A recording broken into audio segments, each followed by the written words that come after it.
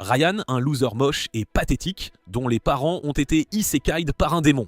L'équipe du héros l'a recueilli, mais il était traité comme un esclave, forcé aux corvées. Un jour, ils l'ont viré, le traitant de bon à rien, mais en réalité, il cachait une capacité cheatée. Il pouvait apprivoiser des espèces ultra sexy et créer son propre harem. Cette histoire commence avec Ryan. Il était dans une équipe de héros, mais un jour, ils l'ont viré direct à cause de sa compétence nulle. Dans ce monde, les dresseurs de bêtes font des contrats avec les animaux en se connectant à leur cœur et utilisent leurs capacités. Le problème, c'est qu'ils ne sont pas faits pour le combat direct. Ryan le savait, mais il essayait d'être utile. Il portait leurs affaires, restait loyal, voulait gagner leur confiance, mais ses coéquipiers moches s'en foutaient. Au lieu de l'apprécier, Arios, Baldi, Loli et Mina le regardaient comme une merde. Au début, Ryan a cru à une blague nulle, puis il a vu leur visage, personne ne riait. Ils étaient sérieux. Ils le traitaient de boulet, disaient qu'il ne causait que des problèmes et qu'il n'avait pas sa place. Ça l'a anéanti. Ses mains tremblaient, il a retiré sa cape et est parti en silence pendant qu'il se moquait. Après ça, il est resté là, vide et anéanti, repassant tout dans sa tête. En mission, on le jugeait toujours pour être un simple dresseur et maintenant tout le monde le voyait comme une merde. Bloqué, ne sachant quoi faire, une bande de gamins a couru vers lui. Excité, il demandait ce que c'était d'être un héros et son métier. Ryan s'est figé. Que devait-il dire maintenant ?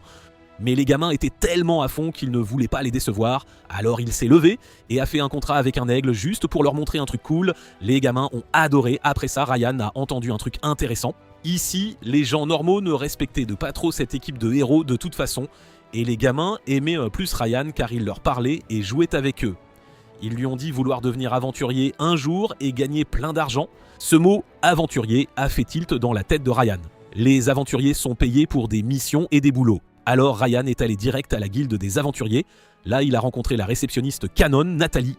Elle a commencé à expliquer le test, mais Ryan l'a arrêté, lui demandant d'expliquer les aventuriers correctement. Son ancienne équipe les méprisait et n'avait jamais cherché à comprendre. Nathalie a été surprise de sa naïveté, alors elle a tout détaillé.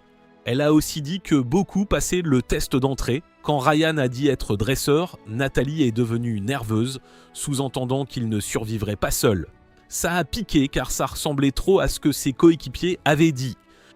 Malgré tout, Ryan s'est forcé à continuer. La première mission test était simple, éliminer 10 gobelins et ramasser 20 herbes. Avec ses compétences animales, Ryan a géré ça vite. Il a trouvé les gobelins, fait le boulot et fini sa tâche de rang F.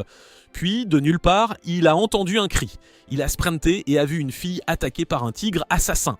Ryan a essayé de le combattre avec son petit couteau, mais ça ne faisait rien comme piquer un mur. Il a dit à la fille de courir pendant que le tigre se concentrait sur lui. Le problème, c'est qu'il n'y avait pas d'animaux à contracter et il n'avait pas d'armes puissantes. Quand sa santé le roussit, la fille est apparue derrière le tigre. Elle s'est propulsée super haut et a écrasé le dos du tigre. Un coup, dégâts massifs, le tigre est tombé. Après ça, elle s'est retournée timidement et s'est assise sur le tigre comme si de rien n'était. Cette fille avait des cheveux roses et une aura noble et riche.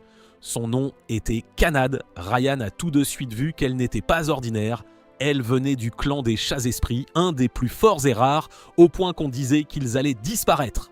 Puis Kanad a soudainement chancelé et s'est effondré.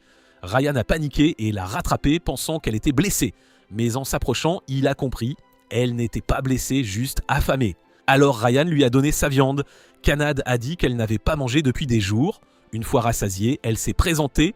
Ryan s'est présenté aussi, mais elle l'a vite corrigé. Pas de mademoiselle ou de formalité, juste Kanad. Ryan a demandé pourquoi quelqu'un comme elle était là. Kanad a dit qu'elle s'ennuyait de sa vie tranquille en montagne. Alors elle est venue chercher l'aventure et le rencontrer lui semblait être le destin. Elle a tout de suite voulu entendre son histoire. Normalement, Ryan détestait parler de lui, mais avec Kanad, les mots sont sortis tout seuls. Il lui a tout raconté sur le fait d'avoir été largué par l'équipe du héros. Kanad s'est mise en colère pour lui, comme si elle le prenait personnellement. Ryan était choqué, quelqu'un se souciait de lui. Même si elle était furieuse contre ceux qui l'avaient jeté, Ryan a dit qu'il ne voulait pas s'y accrocher et Kanad a décidé de laisser tomber aussi. Sans réfléchir, Ryan lui a tapoté la tête en guise de remerciement. Kanad a secrètement aimé ça. Et Ryan n'a même pas réalisé qu'il l'avait fait automatiquement. Puis Kanad est devenue sérieuse, elle lui a dit qu'il n'était pas faible du tout. Son dressage de bête était en fait super puissant. Dès qu'elle l'a vu, ses émotions se sont déchaînées comme si elle était attirée par lui. Elle a pensé que Ryan pourrait même contrôler les chats-esprits, ce que presque personne ne peut faire. Ryan se fichait de la gloire de contrôler un clan d'élite, il voulait juste être plus proche de Kanad, alors il s'est mordu le doigt et a utilisé un peu de sang pour un contrat. Pour que le lien fonctionne, Kanad devait dire son nom volontairement. Et elle l'a fait sans hésiter. Une marque circulaire rouge est apparue sur sa main, prouvant que ça marchait. Ils se sont serrés la main, officialisant le tout. Maintenant, Ryan, le gars largué et traité d'inutile, avait un contrat avec un chat-esprit incroyablement rare. Mais avant de retourner à Fire City, il devait finir ses affaires de guilde. Ryan a fait des contrats temporaires avec des lapins pour ramasser des herbes, et Kanad est devenue jalouse en le voyant se lier avec d'autres animaux, même des lapins. Elle ne pouvait pas résister à leur côté tout doux, mais chaque fois que Ryan faisait d'autres contrats avec des lapins, elle s'énervait encore plus et il restait complètement ignorant. Ryan a vite fini la mission, réussi le test et Nathalie lui a donné une carte d'aventurier rang F plus 50 pièces de cuivre. Elle lui a dit que s'il montait en grade, il gagnerait plus et comme il avait tout fait si vite, elle était sûre qu'il monterait vite. Ryan est retourné voir Kanad et lui a dit qu'il allait officiellement commencer les boulots payés. Kanad a joyeusement accepté et l'a soutenu. Puis un loser moche et pathétique s'est approché. Il a remarqué que Kanad était un chat-esprit et s'est intéressé de la pire des manières. Elle a répondu froidement, ce qui l'a juste poussé à insister. Il a essayé de l'inviter à boire, puis il a insulté Ryan juste devant elle. L'humeur de Kanad a changé instantanément, elle s'est hérissée comme un chat en colère et a dit fort à tout le monde que Ryan était son maître, celui qui la contrôlait. Le gars a ri, car pour lui, un chat-esprit ne pouvait pas être contrôlé. Mais Kanad n'arrêtait pas de louer Ryan comme un dresseur incroyable et le gars est devenu jaloux et a défié Ryan, traitant même Kanad comme un prix à parier. Ryan ne voulait pas d'ennui, mais il savait que s'il reculait, le gars embêterait toujours Kanad. Alors, Ryan a accepté et le combat a duré des secondes. Ryan a gagné si vite qu'il n'a presque pas compris ce qu'il avait fait. Le gars hurlait. Nathalie est arrivée à cause du bruit et a reconnu le fauteur de troubles. Apparemment, il causait des problèmes à la guilde depuis un moment. Elle s'est excusée auprès de Ryan et a dit qu'il pensait lui retirer son statut d'aventurier. Le gars a même attrapé la jupe de Nathalie et ça c'était une erreur. Elle l'a remis à sa place direct. Après ça, Nathalie a soudainement changé de ton et a commencé à interroger Ryan. Comment avait-il formé un contrat avec un clan d'élite pendant le test ? Ryan et Kanad sont devenus nerveux et ont commencé à s'excuser comme s'ils étaient en faute. Nathalie a ensuite admis qu'elle plaisantait un peu trop et est retournée au travail. Ryan était toujours confus de la façon dont il avait battu ce gars si facilement. Kanad a expliqué, en faisant un contrat avec elle, Ryan a eu un énorme boost de puissance, atteignant le niveau d'un chat-esprit. Ryan était choqué car chez lui, personne n'avait jamais lié un clan comme ça. Kanad était aussi contente que Ryan l'ait protégé plus tôt et Ryan est devenu tout gêné, incapable de répondre correctement. Après ça, ils sont allés faire une autre commission. Kanad imaginait des aventuriers faire des trucs dramatiques, comme manier des épées géantes ou sauver des princesses, mais c'était juste ramasser des herbes. Ryan a expliqué qu'en tant que rang F, le plus bas, on n'a que des boulots de base. Kanad a quand même essayé d'aider, voulant être utile, mais quand elle a regardé, les lapins que Ryan avait temporairement contractés avaient déjà fini le travail.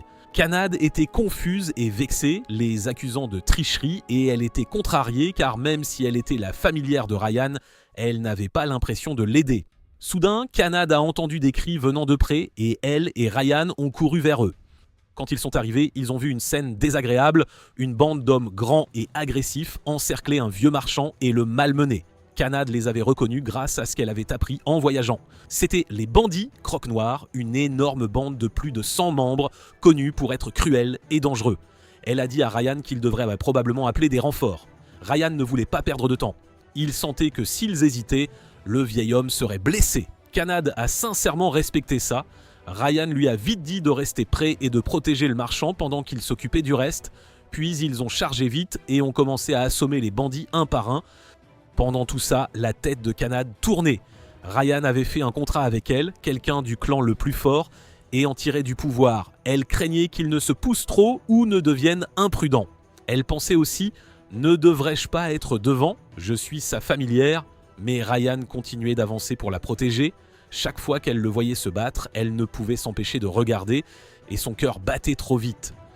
Après le combat, Ryan a remarqué que le visage de Kanad était rouge vif. Elle a vite trouvé une excuse et a essayé de changer de sujet avant qu'il ne la questionne. Le vieil homme est venu les remercier. Ryan a demandé pourquoi un marchand voyageait sans garde et le vieil homme a admis en avoir engagé un, mais le garde s'était enfui dès les premiers problèmes. Même après avoir été sauvé, le marchand a prévenu Ryan que Crocs Noir reviendrait pour se venger. Ryan n'a pas reculé. Il a dit que s'il ne s'occupait pas des bandits à fond, les marchands de la ville continueraient d'être attaqués. Il a même localisé leur repère avec l'aide d'un petit écureuil. Kanad s'est de nouveau sentie frustrée, comme si elle n'en faisait pas assez, même si elle était la partenaire de Ryan maintenant. Pourtant, elle s'est ressaisie et a demandé son plan. Ryan a expliqué qu'il utiliserait un contrat temporaire avec une abeille-comte, car son venin peut paralyser les gens et empêcher les gardes de bouger. Kanad était choqué. Les abeilles sont des insectes, comment pouvait-il en contrôler une ? Ryan lui a dit qu'il s'était entraîné au dressage d'insectes chez lui, une branche du dressage de bêtes. Ça a fait que Kanad l'a encore plus admiré. Puis Ryan lui a donné un vrai boulot de soutien, retourner en ville et appeler des renforts de l'escadron des chevaliers, le groupe d'État qui protège ville et cité. Kanad a été surprise, mais elle a accepté et est partie en courant immédiatement.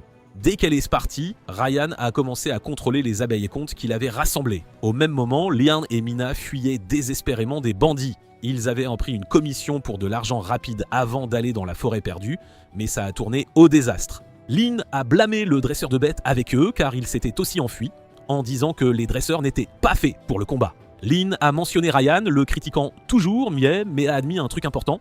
Ryan pouvait parfois se battre en première ligne et contrôler beaucoup d'animaux à la fois. L'autre dresseur était choqué. La plupart galèrent avec 2 contrats, en tenter 10 surchargerait leur corps. Lin en doutait à moitié, mais elle se souvenait que Ryan en contrôlait des dizaines sans stress. Pour protéger l'image de l'équipe, Lin a décidé de rejeter la mission ratée sur Ryan et a menacé le dresseur jusqu'à ce qu'il s'enfuit. Mina était mal à l'aise car les mots du gars lui rappelaient Ryan, mais Lin refusait de croire que Ryan puisse être si capable. Au repère, les abeilles de Ryan ont agi. Les bandits étaient paralysés, immobiles. Kanad est revenu avec de l'aide juste à temps, mais ce n'était pas l'escadron de nuit. Elle a ramené d'autres aventuriers, ils étaient choqués. Ryan avait osé défier tout le groupe Crocs Noir. Tout allait bien jusqu'à ce qu'un rugissement éclate derrière une porte. Un roi lézard démon est sorti, préparé par les bandits, assez fort pour un danger de rancée. Il est devenu fou instantanément, balançant sa queue et projetant les gens. Ryan a sauté et l'a frappé en plein combat. Kanad a suivi avec un coup à sa mâchoire. Ryan a dit à tout le monde d'évacuer dehors pendant que lui et Kanad restaient pour le finir. Ça a rappelé à Ryan son ancienne équipe de héros, comment il le traitait comme s'il ne pouvait rien faire. C'était différent et maintenant il avait Kanad à ses côtés. Dehors, les gens attendaient nerveusement, priant pour qu'ils aillent bien. Puis Ryan et Kanad sont sortis sains et saufs devant tout le monde. Ryan avait enfin gagné un vrai respect après avoir été viré et traité d'inutile. Et honnêtement, être avec Kanad lui donnait l'impression de pouvoir tout gérer. Après des jours à dormir dehors, ils ont enfin loué une chambre. Kanad a adoré le lit douillet, mais Ryan a paniqué car le personnel les a poussés à partager une chambre. Ryan voulait des chambres séparées. Il a même proposé de dormir dehors, mais Kanad l'a retenu, car ils avaient déjà payé pour une semaine entière. Ryan a essayé d'expliquer qu'un garçon et une fille ne devraient pas dormir dans la même chambre. Kanad a d'abord fait comme si ça n'avait pas d'importance, puis a rougi et a dit maladroitement « C'est bon, tant que tu ne fais rien d'inapproprié ». Ryan lui a fait un discours sérieux sur le fait de ne pas faire confiance si facilement, même pas à lui, car ils se connaissaient à peine. Kanad n'était pas d'accord, elle a dit qu'elle ne faisait pas confiance à tout le monde comme elle faisait confiance à Ryan, car les autres n'étaient là pas comme lui. Dès leur rencontre, elle le voyait déjà comme son coéquipier. Ryan est devenu timide, a souri et a accepté de ne plus dormir dehors. Cette nuit-là, Ryan a dormi pendant que Kanad le regardait en silence. Elle a pensé à quel point il était différent des autres. La plupart des gens qu'elle avait rencontrés avaient de mauvaises intentions, argent, gloire, ou la capturer car elle est un chat esprit rare. Ryan n'était pas comme ça. Il l'a sauvée par gentillesse et l'a traitée normalement, ce qui la rendait heureuse.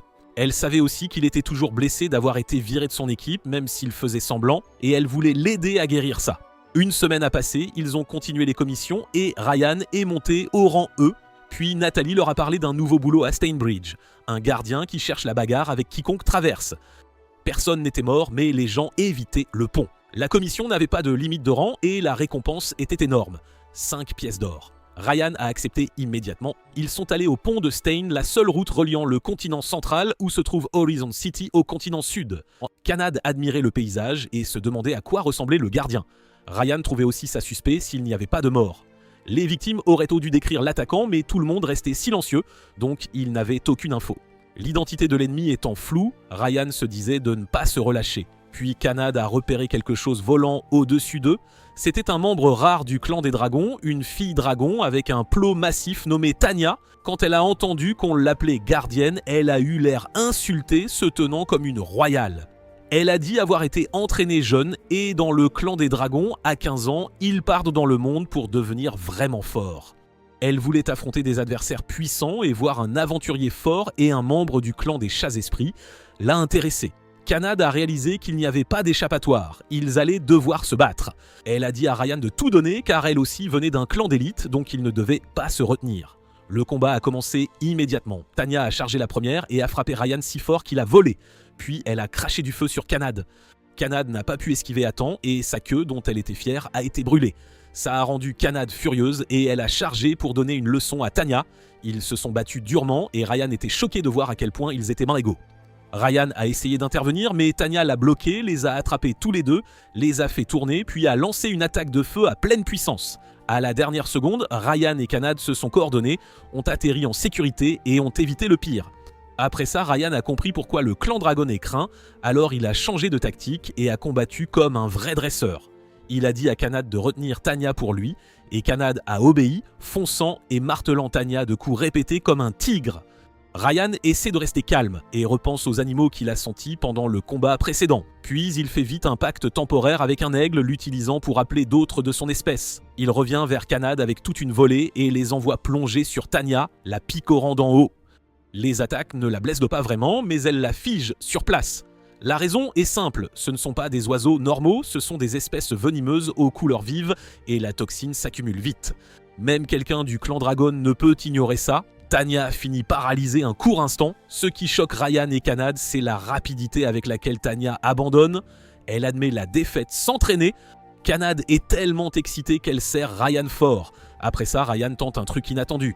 Il invite Tanya à les accompagner. Tanya comprend mal et pense qu'il veut la vendre ou l'utiliser d'une manière ou d'une autre. Ryan ne discute pas, ne réplique pas. Il sourit calmement et dit qu'il veut juste parler correctement. Cette réaction douce prend Tanya au dépourvu et la fait rougir un peu, jusqu'à ce qu'elle sente une aura menaçante de Kanad juste à côté d'elle.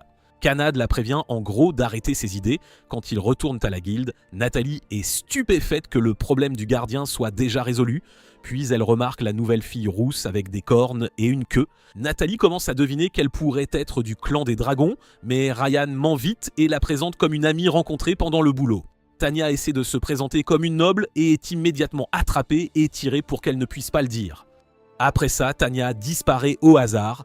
Chaque fois qu'elle repère quelqu'un de fort, elle essaie d'imposer un combat en 1 contre 1 et elle essaie toujours de révéler qui elle est vraiment.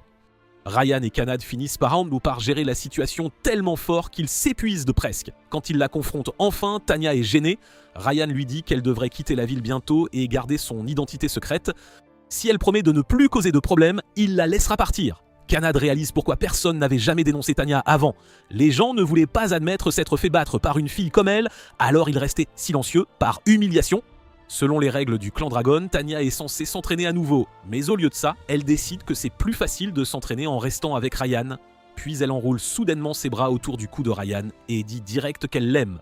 Kanad est instantanément irrité. Tanya demande même à Ryan de faire un contrat avec elle.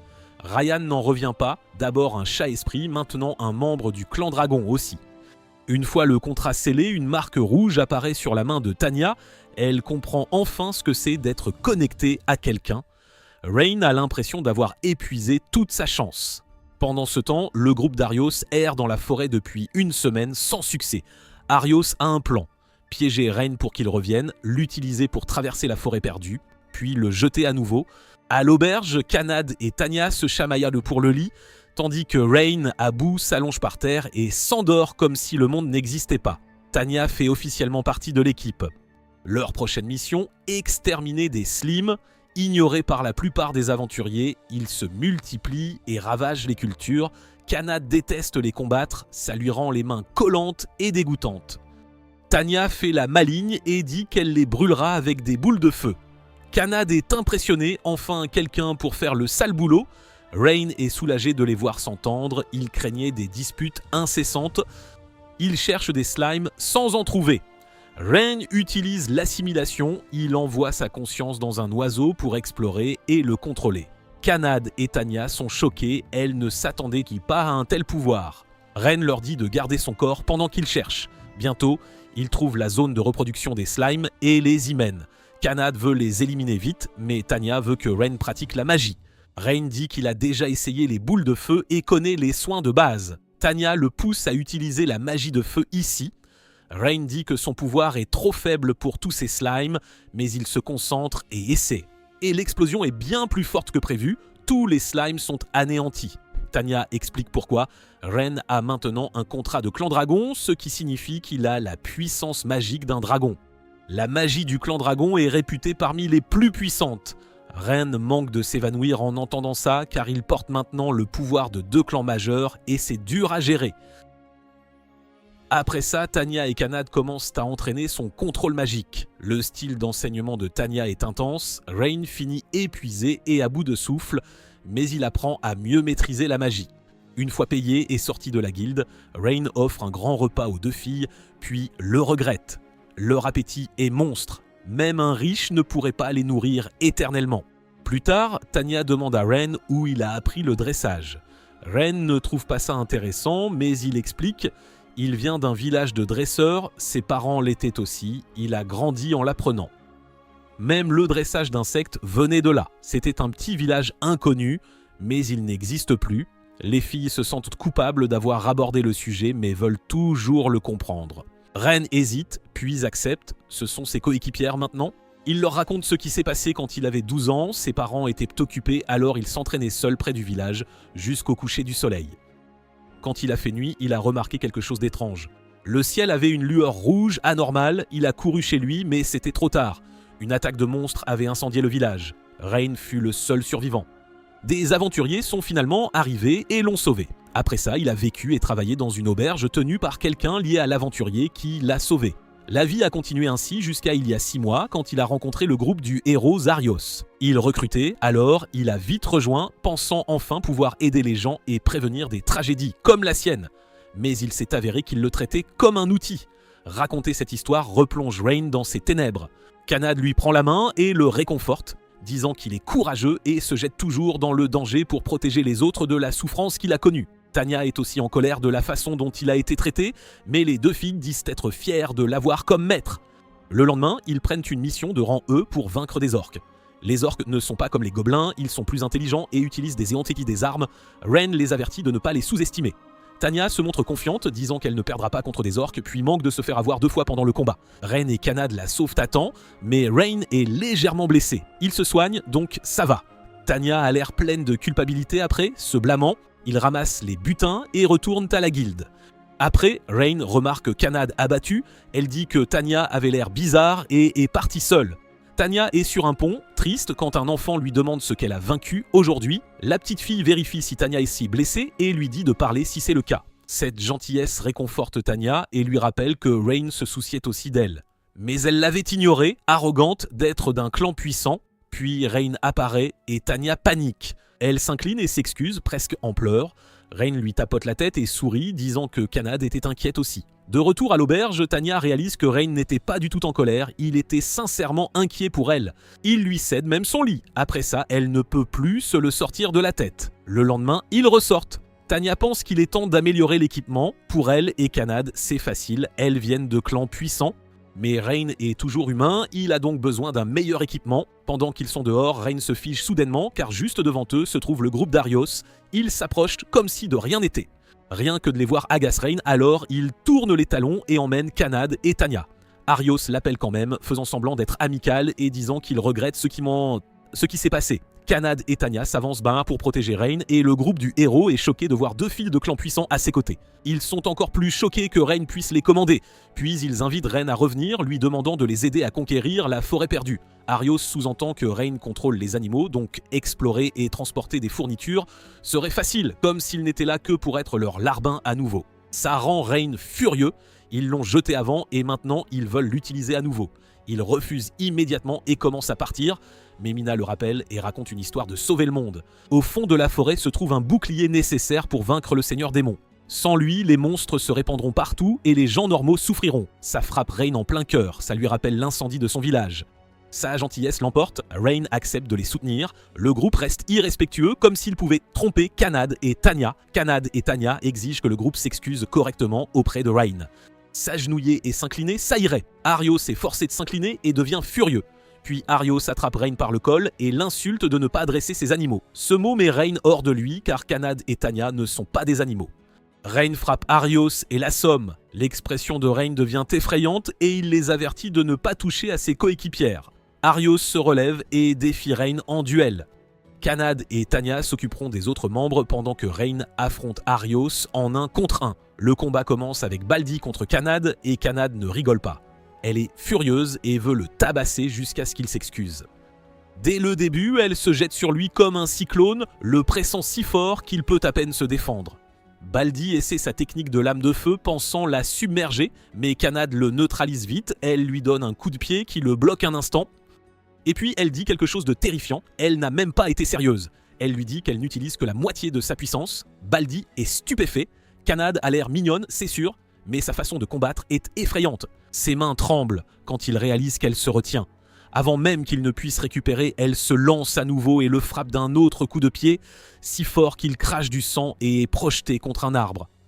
De l'autre côté, Tanya gère les 2 autres comme s'il ne valait pas la peine de s'échauffer. Elle claque littéralement des doigts et leur magie disparaît comme si elle n'avait jamais existé. Leur visage se vide de choc et Tanya rit comme si c'était la chose la plus facile de la journée. Ils essaient de combiner des sorts encore et encore, mais à chaque fois, pouf, disparu.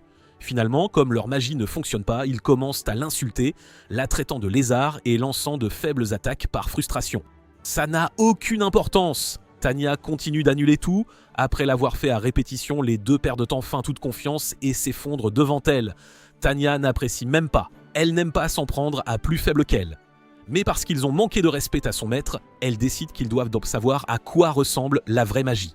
Elle attire de lourds nuages sombres, rendant le ciel menaçant et les 2 gars paniquent, pensant qu'elle va les anéantir. Mais elle ne fait que bluffer, elle les effraie jusqu'à ce qu'ils s'évanouissent beau presque, puis les laisse partir. Principalement parce qu'elle sait que Rain la réprimanderait si elle allait trop loin. Maintenant, c'est l'heure de Rain contre Arios. Arios insulte Rain d'emblée et Rain ne perd pas de temps à discuter, il passe directement au combat. Rain admet quelque chose en lui-même, Arios se bat vraiment comme un héros. Ses compétences à l'épée sont légitimes. Mais Rain ne reste pas longtemps en mode combattant normal. Il reprend sa façon de combattre de dresseur, observant, lisant les schémas, agissant avec intention. Rain étudie Arios depuis longtemps, son jeu de jambes, ses pas avant de frapper, ses feintes, son rythme. Et maintenant, Rain porte des attaques boostées par les contrats de 2 clans puissants. Rain le prévient même, s'il se bat sérieusement, Arios perdra lamentablement. Il lui dit de se rendre. Arios refuse par fierté, alors Rain utilise le même stratagème qu'avant. Il paralyse Arios avec la méthode du compte B, le forçant à accepter la défaite. Même là, Rain n'a pas oublié comment Arios a insulté Kanad et Tanya. Arios essaie de changer de tactique et devient pathétique, faisant comme s'ils étaient de vieux amis. Rain ne tombe pas dans le panneau. Il frappe Arios d'un coup de poing, se retenant exprès. Rain sait que s'il utilisait toute sa puissance, Arios ne survivrait pas. Juste après, Kanad et Tanya accourent et s'accrochent à Rain pour voir s'il va bien. Puis les 3 se dirigent ensemble vers la forêt perdue pour explorer. La forêt est sale, humide, sombre et flippante. Tanya plaisante même sur le fait de tout brûler, mais Rain arrête ça net car des animaux vivent ici. Rain regarde la carte de l'équipe d'Arios, mais elle est pratiquement inutile maintenant. La forêt a tellement changé que l'ancien chemin ne correspond plus. Arios continue de parler et de leur donner des infos.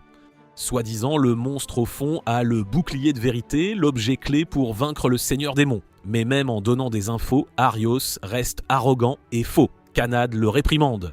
Rain tapote la tête de Kanad et Tanya, et elle se calme instantanément, se sentant coupable de le faire aider des gens qui l'ont maltraité. Tanya pense même qu'elle devrait vaincre elle-même le seigneur démon si besoin. Voyant qu'elles sont inquiètes, Rain les rassure et dit que tout ira bien. Puis Rain fait ce qu'il fait toujours, il appelle un oiseau et utilise l'assimilation pour explorer. Kanad et Tanya restent derrière, gardant son corps pendant que sa conscience vole à travers la forêt. D'en haut, Rain repère une route étroite et cachée qui semble mener plus loin. Il revient et les y guide. Mais le plus étrange, c'est que peu importe la distance, ils reviennent toujours au même repère qu'ils ont placé plus tôt. C'est comme si la forêt les faisait tourner en boucle exprès. Kanad pense qu'ils prennent juste de mauvais chemins, mais Rain n'y croit pas. Se perdre seul est normal, mais les trois ramener au même endroit, c'est suspect. Tanya est d'accord. Quelque chose les embrouille, alors Tanya forme un cercle magique et les déplace de force au bon endroit. Elle comprend, il y a une magie d'illusion liée à un arbre spécifique, déformant leur sens de l'orientation. Elle dit à Kanad de détruire l'arbre pour ouvrir le chemin. Rain demande s'ils peuvent briser la barrière sans l'abattre, mais Tanya dit que c'est possible, juste lent.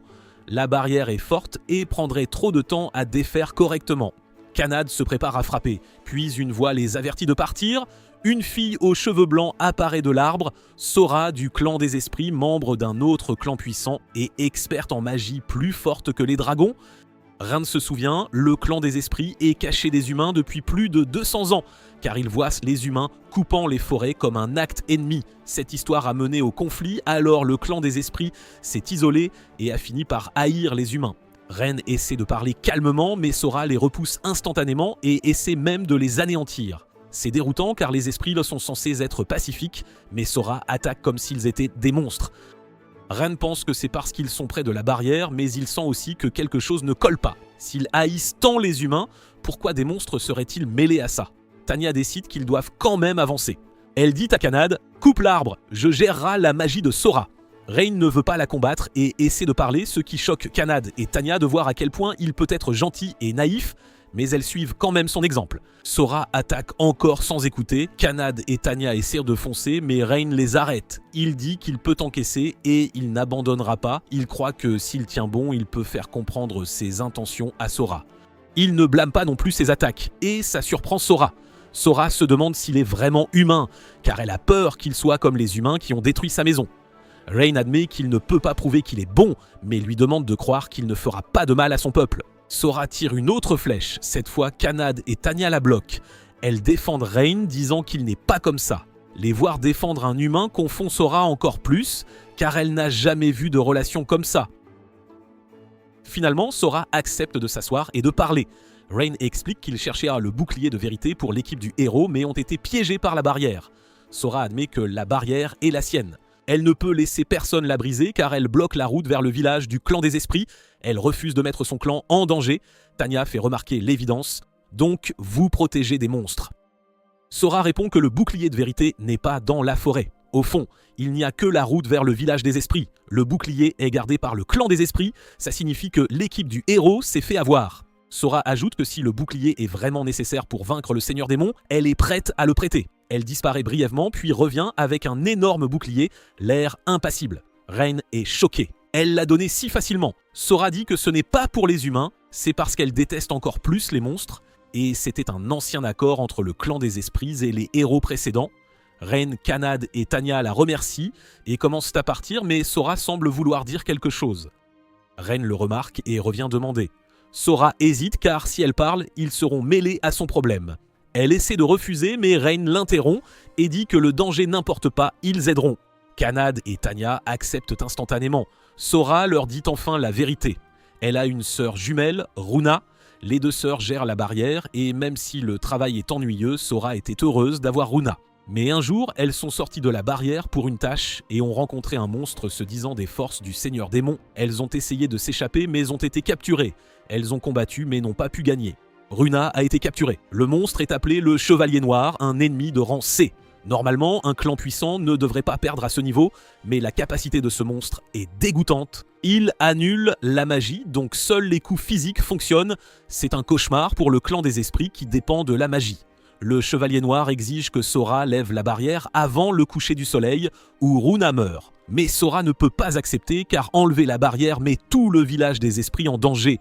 Elle a demandé de l'aide au chef du village qui lui a dit d'abandonner Runa, disant que c'était leur faute d'avoir quitté la zone sûre. Sora est anéantie, sa sœur contre le village. Rain promet de sauver Runa. Sora s'effondre, pleurant de gratitude et de désespoir.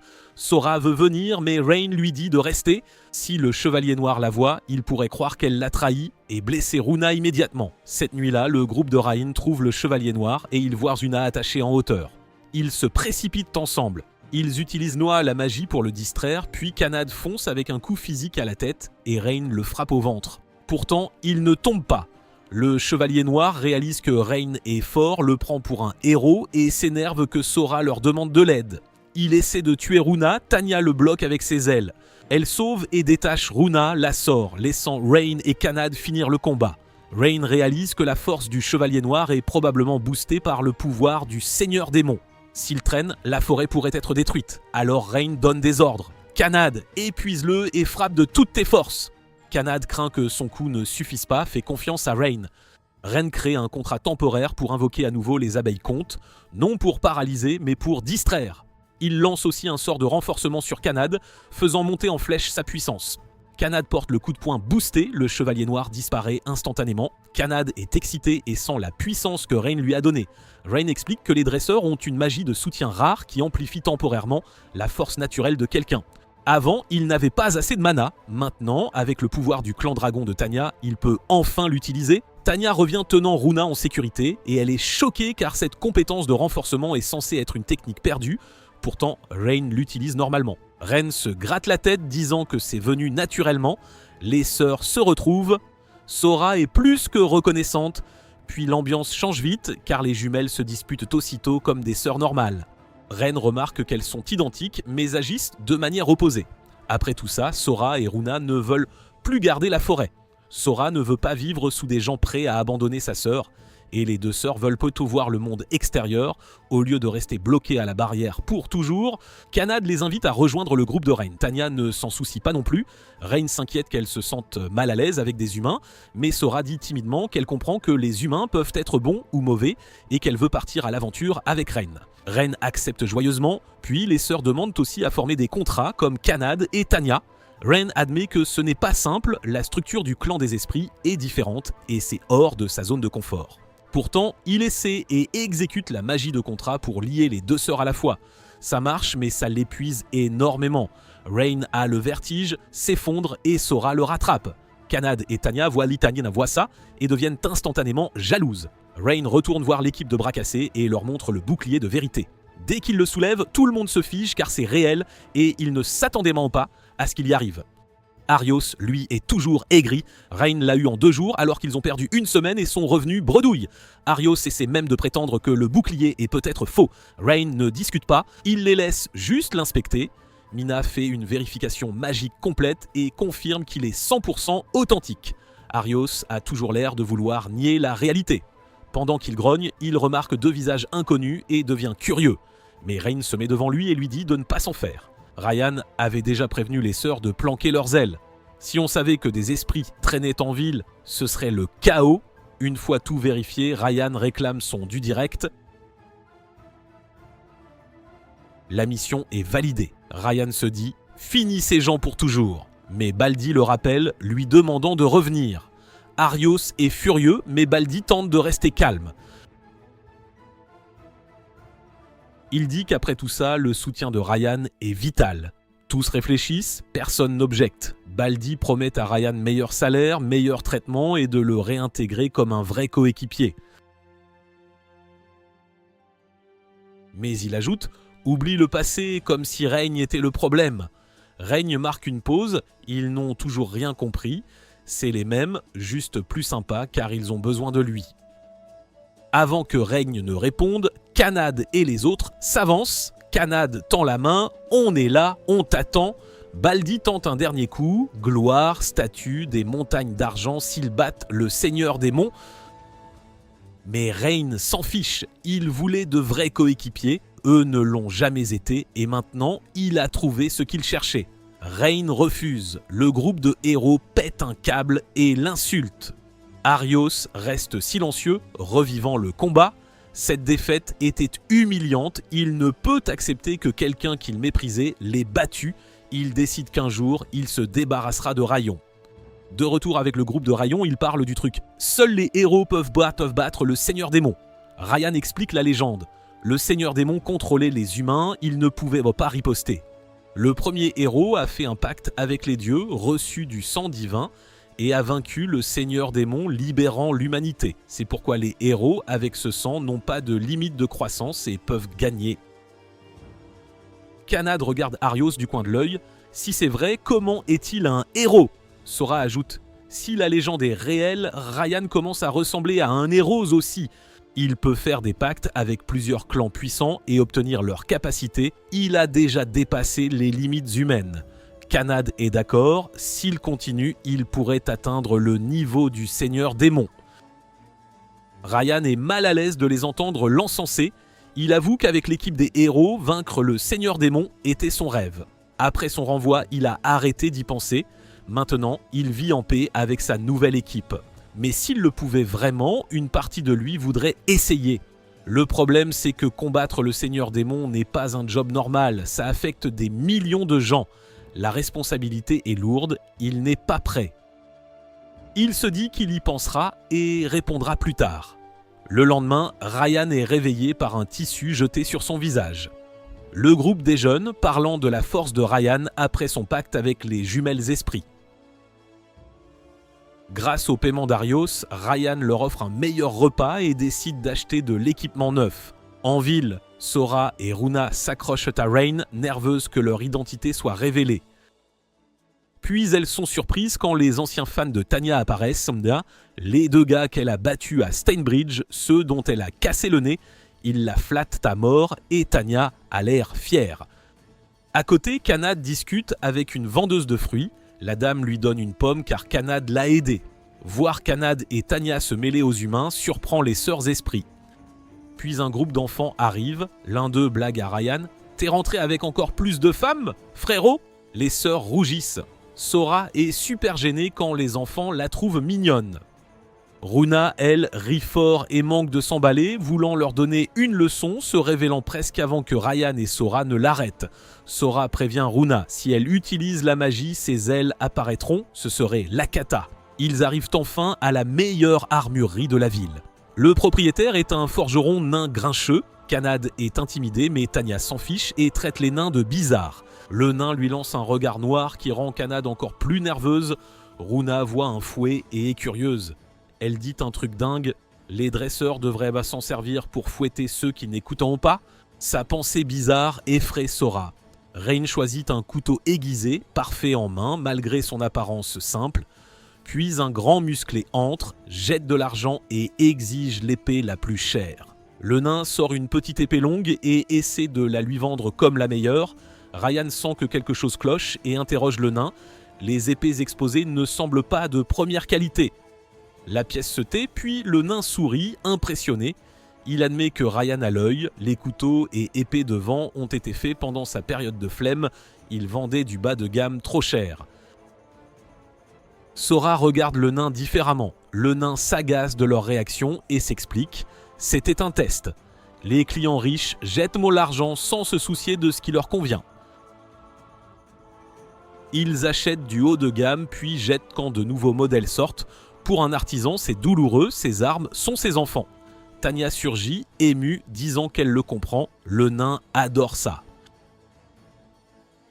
Après discussion, le nain apprécie Rayon. Il accepte de lui forger une vraie arme de haut niveau. Mais il manque les matériaux. Tout le monde s'enthousiasme puis se fige. Après ça, le groupe de Rayon retourne à la guilde. Bondé, Kanad demande à Nathalie ce qui se passe. Arios recrute des soutiens pour la mission du Seigneur Démon. L'expression de Ryan s'assombrit, mais il ne veut pas inquiéter Kanad et Tanya. Il leur tapote la tête et dit que ça va.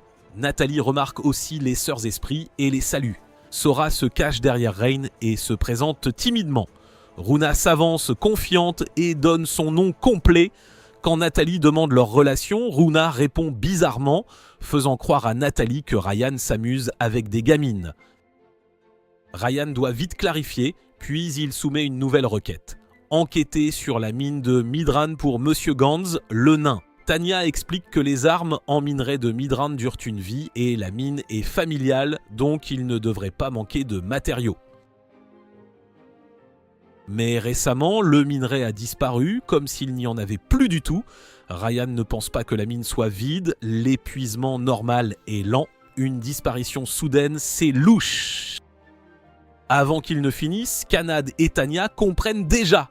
Quelqu'un trafique ? Ryan demande au nain de les laisser vérifier. Le nain voit sa sincérité et accepte. Quand on parle de paiement, Ryan dit qu'il ne veut pas d'argent, mais l'arme que le nain forgera. Le nain est surpris et accepte joyeusement. Ils partent, le chemin est court, presque une balade.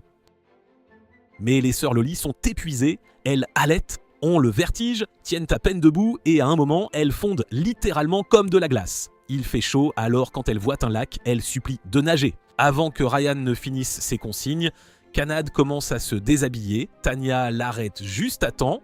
Rain fait un pacte temporaire avec un écureuil pour qu'il les alerte en cas de danger, puis il fait une sieste. Dans l'eau, les sœurs demandent à comment faire grossir leurs atouts. Kanad et Tanya balayent ça, disant que ça viendra. Puis Kanad hurle. Ryan bondit, paniqué, pour découvrir que c'était une blague. Runa avait attrapé un poisson pour effrayer Kanad. Rayon est gêné, détourne le visage et finit par les remercier pour le spectacle. Mais Kanad et Tanya ne sont pas fâchées, elles sont contentes qu'il ait accouru. Les sœurs lui pardonnent, Ryan se détend. Ils atteignent la mine de Midran et se cachent pour observer. Ryan suspecte une exploitation illégale, il remarque des oiseaux agissant comme des messagers. Effectivement, des mineurs illégaux les repèrent et les confrontent agressivement. Rind dit aux filles d'y aller mollo, mais Mollo se transforme en chaos instantané pour tous, ruinant son plan d'interrogatoire. Sora suggère de lire leurs souvenirs. Les sœurs esprits le font et confirment que Ryan avait raison, les mineurs sont des aventuriers illégaux. Après, les sœurs demandent pour des récompenses, des caresses sur la tête comme Kanad et Tanya. Ryan n'a pas le choix et leur tapote la tête, elles sont folles de joie. Ryan prévient, une fois dans la mine, leurs identités pourraient en être révélées, l'ennemi les observe d'en haut. Il est sûr que l'autre camp a aussi un dresseur. Dès qu'ils entrent, une boule de feu arrive, Sora et Runa la bloquent. Elles veulent finir vite pour plus de caresses, alors elles foncent. Kanad et Tanya suivent pour les soutenir. Rain s'occupe de l'ennemi restant. Le gars refuse de se rendre, tente de poignarder Rain, mais Rain le met KO facilement. Désespéré, il invoque un Behemoth de rang B. Il réalise que c'est un dresseur de monstres. Il se vante d'avoir élevé le monstre bébé, donc il ne l'attaquera pas. Le Behemoth charge Ryan, frappant comme un camion. Tous craignent l'effondrement de la mine. Ryan fait signe d'évacuer les autres dehors. Tanya garde l'extérieur. Kanad retourne soutenir Ryan. Ryan dit à Kanad de neutraliser le dresseur car le Behemoth suit ses ordres. S'ils arrêtent contre le contrôleur, le problème se règle plus vite. Ryan se concentre sur sa survie. Le Behemoth est puissant mais ses mouvements sont simples. Ryan lit son schéma, esquive proprement. Mais la mine ne tiendra pas éternellement, il faut finir vite. Kanad neutralise le dresseur. Ryan réalise une solution risquée, prendre le contrôle du Behemoth. Il hésite, voler le domaine d'autrui est censé être impossible. Mais il se souvient des encouragements de Kanad et décide de croire en lui, ça marche. Ryan écrase le contrôle du gars et soumet le Behemoth.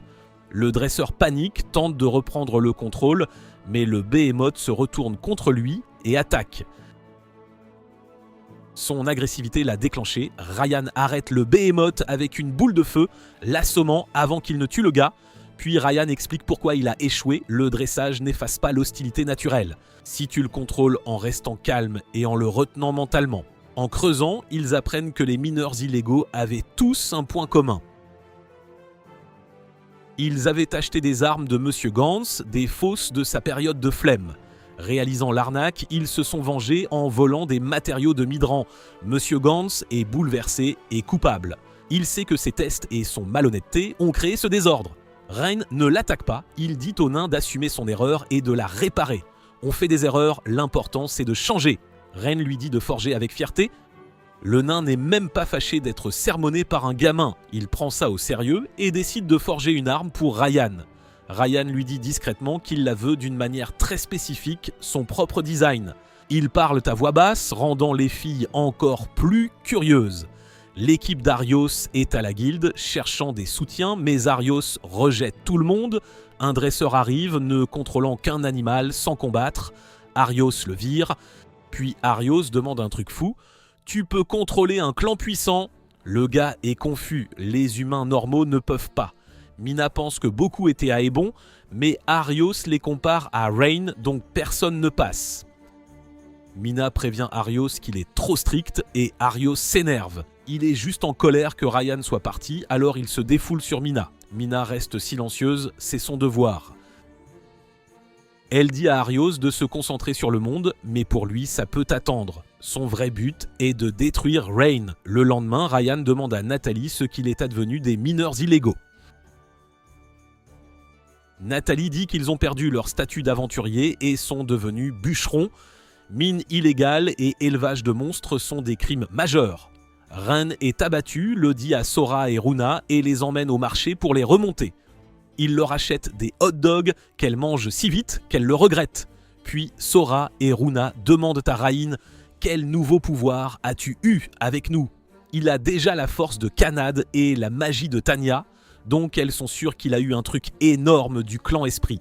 Mais Rain ne sait pas. Sa réponse panique les jumelles. Elles pensent qu'il aurait dû obtenir la magie ultime secrète de leur clan. Ne voyant rien, elles se traitent d'inutiles et d'échecs. Ren ne sait pas comment expliquer, alors il leur tapote la tête et leur dit d'arrêter de se blâmer. Les jumelles demandent le pourquoi il leur fait encore confiance. Elles ont été blessées et abandonnées avant. Ryan s'assied et leur dit la vérité. Lui aussi était incertain, essayant toujours d'être utile, et a été jeté par son ancienne équipe. Maintenant, il préfère la confiance et de vrais coéquipiers au pouvoir parfait. Il leur dit qu'il les veut avec lui, même sans nouvelles capacités énormes. Ça leur remonte le moral, Ryan est soulagé. En marchant, un riche blondinet arrive et drague lourdement, disant aux sœurs de devenir ses femmes. Sora est terrifié, Runa l'insulte sans arrêt. Le gars aime encore plus leur réaction. C'est Edgar Fromware, le fils du seigneur de Horizon City. Il insiste et quand elle refuse, il amène ses sbires pour les forcer. Rain bat facilement tous les hommes d'Edgar, mais Edgar ne s'arrête pas. Il menace de blesser des citadins si Ryan ne lui livre pas les sœurs. Ryan est coincé, les ennemis sont dispersés. Les sœurs veulent utiliser la magie, mais Ryan les arrête. Révéler leur clan esprit les empêcherait de vivre normalement. Ryan prend un risque et utilise une boule de feu style clan esprit avec un chant continu. Les jumelles le reconnaissent en direct. Ce mouvement effraie l'ennemi qui recule. Les gens en ville remercient Rain, certains l'admirent. Puis une vieille dame leur dit de quitter la ville vite. C'est louche. Rain ne le remarque pas, mais Arios observe tout. De retour, les jumelles racontent à Kanad et Tanya que Rain a utilisé une nouvelle compétence esprit. Rain réalise aussi qu'il s'est amélioré, plus fort et précis, sûrement grâce au pacte. Les jumelles sont enfin fières, plus un fardeau. Puis Ryan entend des rumeurs sombres sur Edgar. On dit qu'il kidnappe des filles, les enferme et les abuse. Son père couvre tout, Edgar étant fils unique. Tanya est furieuse et veut brûler le manoir, mais Ryan réfléchit. Plus il en apprend, plus il veut protéger la ville. Il hésite, se sentant juste un dresseur, pas un héros élu. Kanad et Tanya comprennent, elles lui disent qu'elles aussi veulent Parano protéger la ville, pas seulement lui. Ce soutien donne du courage à Ryan, ils décident qu'ils s'en occuperont ensemble. Edgar ordonne à ses soldats de cacher les dégâts et de tout savoir sur Rain pour le ramener. Il est furieux d'avoir été humilié. Pendant ce temps, il torture une petite fille bête. Ryan et Kanad vont à l'escadron des chevaliers pour signaler les faits et demander une enquête sur Edgar. Dès le nom d'Edgar, les chevaliers ont peur. Ils refusent, parlant de petites disputes, et avertissent Ryan qu'il pourrait être puni pour avoir ruiné la réputation d'Edgar. Ryan comprend qu'il couvre tout, l'enquête serait bidon. En partant, Kanad sent quelqu'un les suivre. C'est une chevalière, Stella. Elle s'incline, s'excuse de les avoir mis mal à l'aise, surprenant Ryan. Stella se présente comme adjointe de l'escadron Horizon. Elle remercie Ryan, ayant appris que lui et une fille chat-esprit ont vaincu le gang Croque-Noir, ce que les chevaliers n'ont pas fait. Stella leur dit la vérité, l'escadron est corrompu. Il protège la famille du seigneur, ignore les citoyens et le capitaine Gillette est complice. Stella veut réformer l'escadron, voir Rain tenir tête à Edgar lui a donné espoir. Elle supplie Rain de l'aider. Rain craint un piège, mais Kanad sent que Stella ne ment pas, alors Rain accepte. Stella demande pourquoi Rain s'est soucié de dénoncer Edgar. Ryan répond simplement « Je l'ai vu, je ne pouvais pas ignorer ». Elle rit, non pas méchamment, mais parce que Ryan est trop honnête et sérieux. Elle verse même une petite larme. Rain lui serre la main et accepte d'aider. Leur premier plan est un piège. répandre la rumeur que des preuves de la corruption de Gilet sont cachées dans un entrepôt hors de la ville. Gilet n'y croit pas totalement mais ne peut pas prendre de risques. Il envoie des soldats vérifier. À leur arrivée, Sora et Runa les bloquent. À l'intérieur, Rain utilise un nouvel équipement et tire parfaitement. Il garde un coup final pour Gilet, mais Gilet le remarque et esquive. Stella sort et se révèle, disant à Gilet qu'elle a des preuves et que ces gens contrôlent déjà la branche. Gilet panique en entendant le nom de Ryan et tente de l'attaquer, voulant le livrer à Edgar. Stella se fâche et essaie de l'arrêter, mais Gilet la menace d'exécution pour trahison et l'attaque. Stella est plus faible, mais elle riposte de toutes ses forces, déterminée à la battre. Au même moment, Edgar apprend que son camp perd le contrôle. Il pense toujours gagner, ayant plus de troupes chez lui. Puis quelqu'un apparaît à sa fenêtre. Arios déguisé. Arios propose de s'allier contre Ryan et dit à Edgar que Ryan lui volera son statut, son argent, sa gloire et ses femmes. Edgar explose de colère. Arios lui donne un anneau magique puissant et lui dit de l'utiliser pour tuer Rain. La haine d'Edgar rend l'anneau encore plus fort et Arios en est ravi. Stella devient capitaine et enquête sur le manoir du Seigneur, annonçant l'arrestation de Gillette pour corruption. Le manoir la bloque avec des troupes, un combat éclate dehors. Kanad et Tanya aident à faire pression. Edgar observe et rit. Il pense que l'anneau peut briser les pactes de Rain et lui voler les fils des clans puissants. Pendant ce chaos, Ryan s'infiltre dans le manoir pour sauver les otages. Runa fait du boucan, Ryan et Sora flippent qu'Edgar les entende et tue quelqu'un. Sora et Runa utilisent de la magie pour téléporter les otages en sécurité. Le plan, sauver les otages, puis capturer le Seigneur et Edgar et récolter des preuves. Runa capte un truc énorme sous terre, une magie de ouf, pas humaine, aussi forte que les sœurs. Ryan se dit que c'est sûrement un autre membre du clan le plus fort, donc il n'a pas le choix, il doit y aller. Il laisse les jumelles continuer les sauvetages et y va solo. Elle s'inquiète, mais Ryan les rassure avec des tapes sur la tête. Runa blague, s'il revient pas, elle le punira avec 100 tapes sur la tête. Ryan entre et trouve une cage en acier blindée. Dedans, une fille renarde, Nina, du clan divin, un des plus forts. Rain pète la serrure et se jette pour l'aider. Elle flippe d'abord, mais quand elle voit que c'est un allié, elle le serre dans ses bras en pleurant. Nina lui raconte, sa vie était peinarde avant Edgar. Il l'a forcé en captivité en menaçant des villageois innocents. Il lui a mis un collier d'esclave magique super puissant et l'a abusé pour son plaisir. Rain essaie de péter le collier, mais c'est trop fort et ça lui fait super mal. Nina s'en veut, mais Rain se souvient de la force de tous ses contrats, Kanad, Tanya et les Sœurs Esprits. Il rassemble cette puissance et pète enfin le collier, libérant Nina. Dehors, les soldats essaient d'utiliser des otages comme boucliers, mais Sora et Runa ont déjà téléporté tout le monde en sécurité. Civile en sécurité, Stella fonce dans le manoir pour arrêter le Seigneur et Edgar. Le Seigneur essaie de se barrer, mais Ryan l'attrape avec une corde et l'attache. Puis Edgar apparaît et utilise la magie de mort de l'anneau sur Ryan. Ryan est touché, mais ça marche pas. Arios, qui regarde d'en haut, est choqué. Ce sort aurait dû le tuer direct. Tout le monde commence à se dire que Ryan peut résister à toute magie. Runa, curieuse, vaporise du poison sur Ryan pour le tester. Sora panique et la gronde d'empoisonner leur maître. Mais Runa avait raison. Ryan a une compétence esprit qui annule les mauvais effets. Magie de mort et poison ne marchent pas sur lui. Edgar est furieux et déteste Ryan encore plus. Cette haine nourrit l'anneau, un pouvoir violet se répand sur Edgar, l'engloutit et ressuscite un démon, le même genre de créature qui a détruit l'enfance de Ryan. Le démon fonce en ville pour attaquer les civils. Ryan se tourne pour le chasser, puis regarde derrière. Ses vrais coéquipiers sont prêts à ses côtés. Pas besoin de parler, ils comprennent. Ryan dit à Stella de protéger les citoyens et Nina. Nina attrape la manche de Rain, elle veut aider aussi. Mais Rain lui dit gentiment de rester en arrière. Elle déteste se battre, elle sera plus en sécurité en attendant. Rain et son équipe foncent en ville pour arrêter le démon. Ryan dit qu'il va le défoncer et le démon rigole. « Oh oui, montre-moi !» Dès qu'il laisse une ouverture, Kanad et Tanya lui sautent dessus. Rain lance sa corde pour le ralentir. Même le petit écureuil aide avec la magie. Mais ça sert à rien, leur coup ne blesse qu'au pas le démon. Alors il devient arrogant et appelle des renforts, invoquant plein de monstres comme ses animaux de compagnie. Au début, l'équipe de Ryan se dit « Bof, ils sont faibles !» Mais le problème, c'est que le démon peut en invoquer sans arrêt. Le combat tourne au chaos. Kanad fonce mais se fait écraser et projeter au sol. Tanya s'énerve et crache du feu de dragon, mais c'est pas suffisant, elle s'effondre.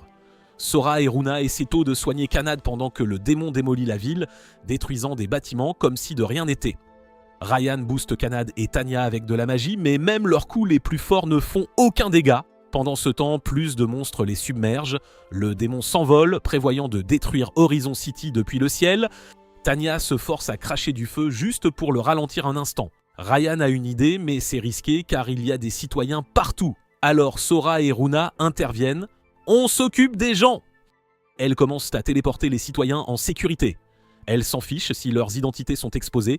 Beaucoup de gens les ont déjà vus pendant le sauvetage du manoir. Pendant ce temps, l'équipe de héros d'Arios se dispute pour savoir s'il faut aider. Ils entendent qu'aucun démon est apparu, un disciple du seigneur démon, mais Arios refuse d'aider, disant en gros « ignorez-le ».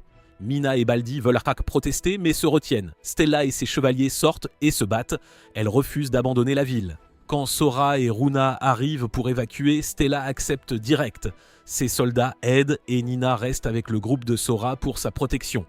Kanad et Tanya continuent de pousser à travers les monstres, ouvrant un chemin vers le cercle de téléportation. Mais beaucoup d'humains ne font pas confiance à Sora et Runa, le clan Esprit étant connu pour haïr les humains. Ils ont peur d'entrer dans la magie. Puis un truc mignon se passe.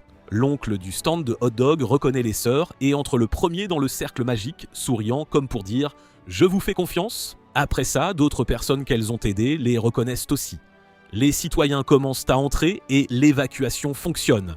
Avant qu'elle ne finisse, les soldats préviennent que les monstres se rapprochent. Runa dit à Sora de continuer à téléporter et court se battre. Kanad et Tanya s'épuisent jusqu'à ce que plus d'aide arrive, les aventuriers que Tanya avait effrayés, plus d'autres d'Horizon qui traitent ça comme une mission d'urgence. Même Monsieur Gantz les soutient en distribuant de vraies armes qu'il a fabriquées sérieusement. Tout le monde s'unit pour défendre la ville et gagner du temps pour l'équipe de Reine.